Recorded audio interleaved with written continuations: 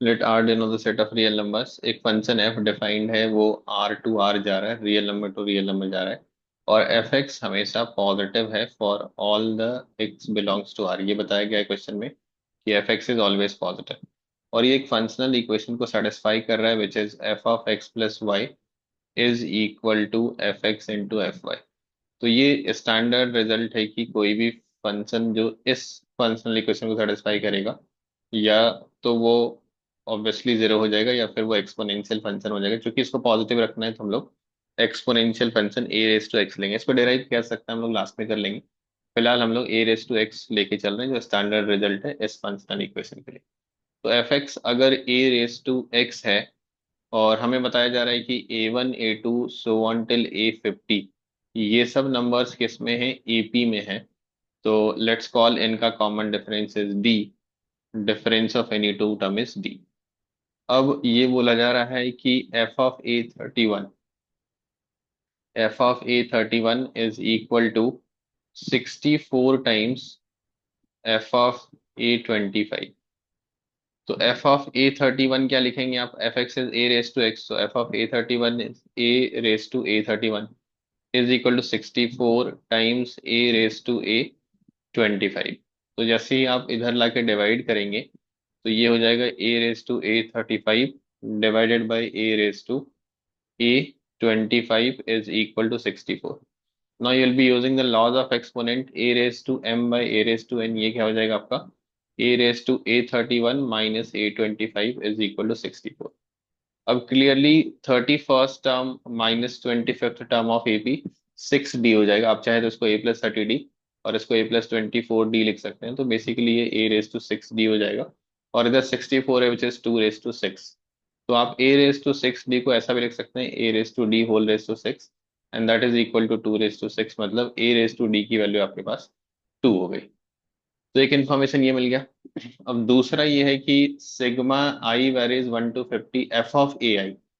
तो ये कैसा दिखेगा आपको, sigma I varies 1 to 50 f of AI। आप AI का एडिशन नहीं कर रहे हैं, AI AP में है। बट अगर आप FAI देखें, तो आई की वैल्यू 1 रखने पे f of A1 हो जाएगा। What is F X A raise to X, तो ये ए रेस टू A1 हो जाएगा। फिर आपका ए रेस टू A2 हो जाएगा, so one till A raise to A50 हो जाएगा।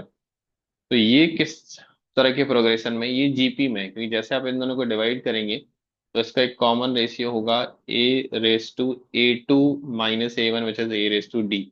और ए रेस टू डी तो आपके पास कितना है, 2 है। तो बेसिकली इसका जो कॉमन रेशियो है वो 2 है आपका। और first term A raise to A1 है, इस जीपी का फर्स्ट टर्म ये किस में जा रहा है, जीपी में जा रहा है। इसका फर्स्ट टर्म जो है वो आपका ए रेस टू A1 है, और कॉमन रेशियो आपका a raise to d which is 2 है।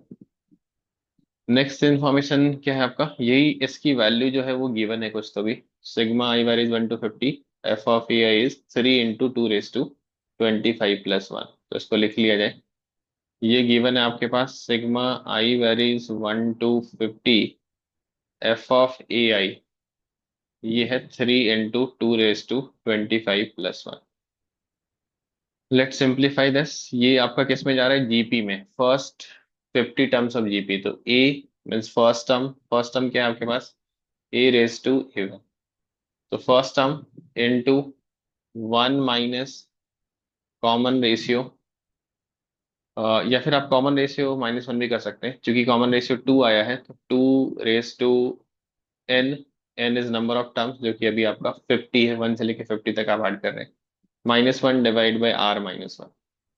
ये क्वांटिटी आपकी कितनी गिवन है, 3 2 रेस टू 25 + 1।